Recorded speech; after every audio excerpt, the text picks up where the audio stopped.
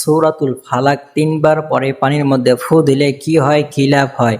হ্যাঁ, কি হয়, কি লাভ হয় এই বিষয়ে বিস্তারিত আলোচনা করব। আজকের আমলটা খুবই গুরুত্বপূর্ণ, আপনারা সম্পূর্ণ ভিডিওটা মনোযোগ সহকারে দেখবেন। এই আমলটা করার আগে অবশ্যই ৩ বার ইস্তেগফার পড়বেন। আস্তাগফিরুল্লাহ, আস্তাগফিরুল্লাহ, আস্তাগফিরুল্লাহ। এরপরে ৩ বার দরুদ শরীফ পড়ে নিবেন, অর্থাৎ দরুদে ইব্রাহিম যেই দরুদ শরীফ আমরা নামাজের মধ্যে পড়ে থাকি এই দরুদ শরীফ পড়ে নিবেন। এরপরে আউযু বিল্লাহি এবং বিসমিল্লাহর সহিত সূরাতুল ফালাক ৩ বার পড়ে নিবেন। তো আমি আপনাকে যেভাবে আমলটা করতে বললাম, আপনি যদি ঠিক এভাবে আমলটা করেন তো আমলটা করলে কি হবে? তো এইভাবে আমলটা করলে কি হবে?